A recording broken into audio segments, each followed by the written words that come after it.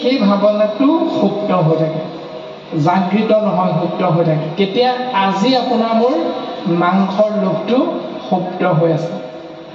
আজি কোনটো গুণ আছে? আজি সাত্বিক গুণটো প্ৰধান হৈ আছে। হেল্ল' এভৰিৱান, নমস্কাৰ। আশা ৰাখিছোঁ আপোনালোকৰ সকলোতে ভাল নহয় জানো। তো আজি আমি আহিছোঁ শ্ৰীমন্ত শংকৰদেৱ সংঘৰ চাচনি মৌজা আঞ্চলিক শাখাৰ অন্তৰ্গত খেৰসুঁতি প্ৰাথমিক শাখাৰ নামঘৰলৈ। তো তেওঁলোকৰ প্ৰাথমিক শাখাখনি আজি 25তম বৰ্ষ অতিক্ৰম কৰিছে আৰু 25তম বৰ্ষ অতিক্ৰম কৰা উপলক্ষে ভাগৱত পাঠ ব্যৱস্থাখিনিৰ লগত সংগতি ৰাখি তেওঁলোকে প্ৰাণজিৎ গগৈদেৱক নিমন্ত্ৰণভাগি জনাইছে। তো সেয়েহে আমি আহি গ'লোঁ। এইফালে ধুনীয়াকৈ চাহ তাহ খাই মেলি আমি এইফালে ওলাই আহি তো এইফালে আহি গ'লোঁ। দেখিছেনে বা সমস্ত কাৰণে হৃদয়খিনি বনাই থকা হৈছে। আৰু তো আহকচোন প্ৰাথমিক শাখাখনিৰ 25তম বৰ্ষ অতিক্ৰম কৰা উপলক্ষে সভাপতিৰ মুখেৰে জয় গুৰু শংকৰ শ্ৰীমন্ত শংকৰ হৈ ভকত জন জন কল্পতৰু তাহান্ত বিনাই নাই নাই নাই আমাৰ পৰম গুৰু। আজি আমি শ্ৰীমন্ত শংকৰদেৱ সংঘৰ খেৰসুঁতি প্ৰাথমিক শাখাৰ 25 বছৰ আমাৰ ভৰি দিছে। সেই 25 বছৰ ভৰি দিয়াৰ কাৰণে আমি ৰূপালী জয়ন্তী কাৰ্যসূচীয়ে আমাৰ বৰ্ষটো আৰম্ভ কৰা হৈছে। গতিকে এইখিনি কৰিবলৈ যাওঁতে আমি গুৰুজনাৰ নীতি আদৰ্শ যি নেকি মানৱ সমাজত বিলাই দিছিলে, আমি সেই গুৰুজনাৰ নীতি আদৰ্শ আমি সকলোৰে মাজত বিলাই আমি ইয়াত সকলোৱে একেটা দোলে বান্ধ খাই থাকিবৰ কাৰণে আমি গুৰুজনাৰ নীতি আদৰ্শৰে আগবঢ়া হৈছে। আমি আশা ৰাখিছোঁ আমাৰ ইয়াত কোনো জাতিভেদ নাই, উচ্চ নীচ নাই। আমি সকলোৱে একেডাল দোলে বান্ধ খাই আমি প্ৰভু ভগৱন্তৰ চৰণত সেৱা কৰি মানৱ জাতি যাতে আমি ঈশ্বৰমুখী হ'ব পাৰোঁ, তাৰ কাৰণে আমি অবিৰত চেষ্টা কৰা হৈছে। গতিকে আমি সকলোৰে পৰা আশা কৰিছোঁ যে আমাৰ এই কাৰ্যসূচীত যাতে সকলোৱে আমাৰ লগত অংশগ্ৰহণ কৰি আমাৰ কাৰ্যসূচীভাগ সুন্দৰ হিচাপে আগবঢ়াই নিয়ে। আৰু বৰ্ষটো আমাৰ ৰূপালী জয়ন্তী বৰ্ষ। গতিকে আমাৰ ডিচেম্বৰ মাহত ইয়াৰ কাৰ্যসূচী সম্পূৰ্ণ শেষ হ'ব। গতিকে আমি আজি প্ৰথম ৰূপালী জয়ন্তী বৰ্ষ কাৰ্যসূচী ভাগৱত পাঠেৰে আৰম্ভ কৰা হৈছে। এই ভাগৱত পাঠৰ ভাগ আৰম্ভ কৰিবৰ কাৰণে আমি সুদূৰ শিৱসাগৰৰ পৰা পৰম স্বৰ্গদেউ প্ৰাণজিৎ গগৈ বাপক আনি আমি কাৰ্যসূচী ভাগ আগবাঢ়িব লোৱা হৈছে। তেখেত আহি উপস্থিত হৈছে। গতিকে খন্তেক পাছতে এতিয়া তেখেতে আমাৰ কাৰ্যসূচী আগবাঢ়িব। এইখিনিকে আমি দুআষাৰ আগবঢ়াই আমাৰ মন্তব্য শেষ কৰিছোঁ। কৃষ্ণ কৃষ্ণ কৃষ্ণ। আৰু এইফালে চাওকচোন, আমিও ভাগৱত পাঠভাগি শ্ৰৱণ কৰাৰ নিমিত্তে নামঘৰত প্ৰৱেশ কৰিলোঁ। কৃষ্ণ। আৰু এইফালে দেখিছেনে প্ৰাণজিৎ গগৈদেৱো আহি উপস্থিত হৈছেহি। তো আজি আহকচোন প্ৰাণজিৎ গগৈদেৱৰ ভাগৱত পাঠ অকণমান আমি শ্ৰৱণ কৰোঁ।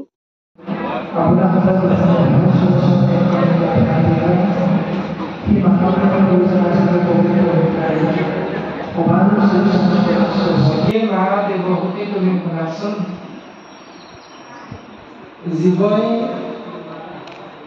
এই ধ্যানটোৰ পৰা যেতিয়া মুক্ত হৈ থাকিব পাৰিব, এতিয়া এই ধ্যান কোনটো ধ্যান?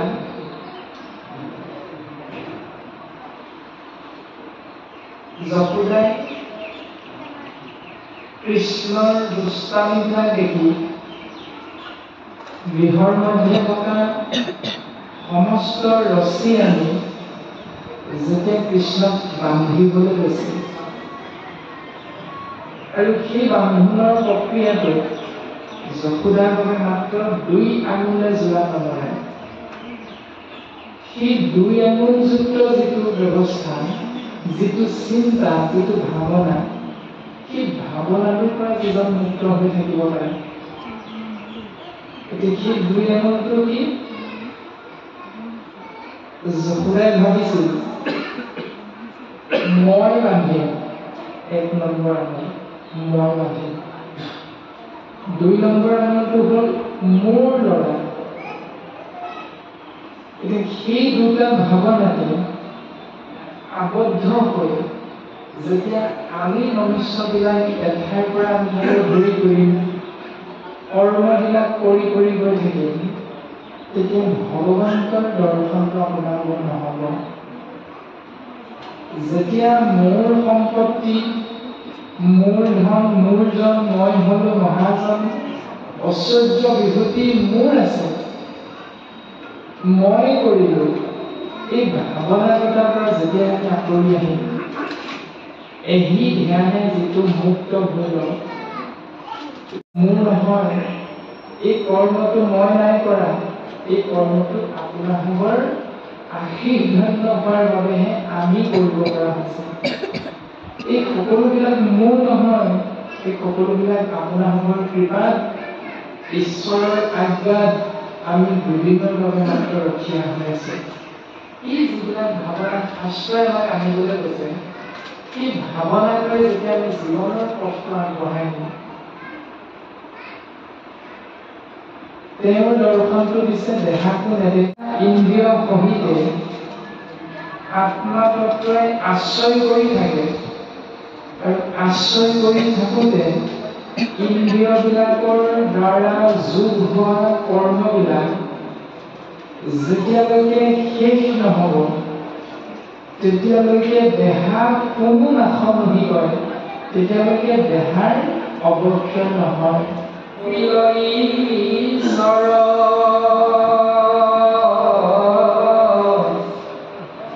কৃপায়ে পীড়িত হুয়া তিলন্ত প্ৰশংসিয়া মনোৰম নিমূৰ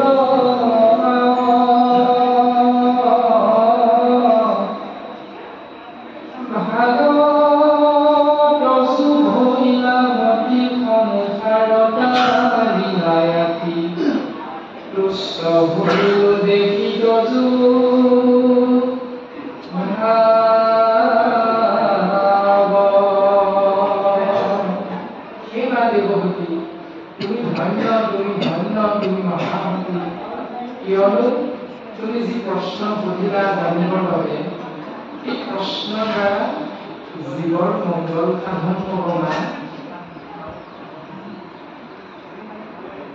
তুমি যদি প্ৰকৃততে এগৰাকী সাধু সন্ত পুৰুষ নহলাহেঁতেন, সেই মানে তোমাৰ চিন্তাত এনে উত্তম বস্তুৱে কেতিয়াও ঠাই নাপালাহেঁতেন। মা তুমি শুনাচোন, শুনিও ভাবি নিয়াবে প্ৰশ্নৰ উত্তৰ বহু, ভক্তি কোনো বহুবিধনয়, কিন্তু পুৰুষৰ ফল সংকল্পৰ অনুসাৰে ভক্তি নামতে ভেদ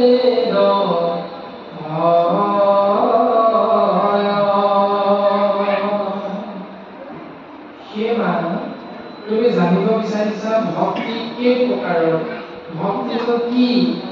মা তোমাক মই কওঁ শুনা, ভক্তি ভজ ধাতু যোগ ইক্তিম প্ৰত্যয় সমান ভক্তি।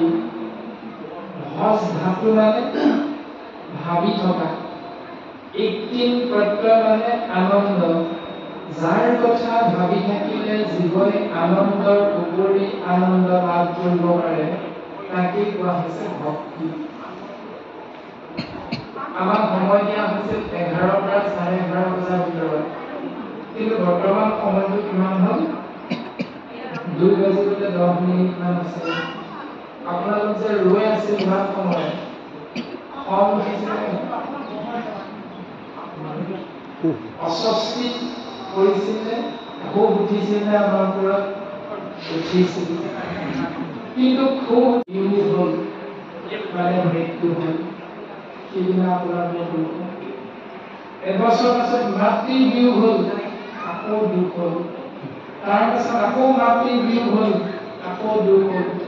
তাৰপাছত সন্তান আৰু পিতৃ একেলগে, সেই ভাৱনাটো সুপ্ত হৈ থাকে, জাগৃত নহয়, সুপ্ত হৈ থাকে। কেতিয়া? আজি আপোনাৰ মোৰ মাংসৰ লোভটো সুপ্ত হৈ আছে। আজি কোনটো গুণ আছে? আজি সাত্বিক গুণটো প্ৰধান হৈ আছে। বাপে বা আয়ে বোলে কৃষ্ণ বাপ পালেহি, এই বুলি কৈ দিয়াৰ লগে লগে আপোনাৰ মোৰ আপোনা আপুনি হাত দুখন বোলে কৃষ্ণ আই পালোহি দেই। ভক্তি ধৰি উপদেশ কৰি তেবে ঈশ্বৰক পাইবা লাভ।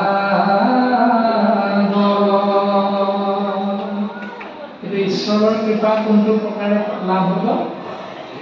নিৰ্গুণ ভক্তিৰ মাধ্যমেৰেহে ঈশ্বৰৰ কৃপা লাভ হ'ব।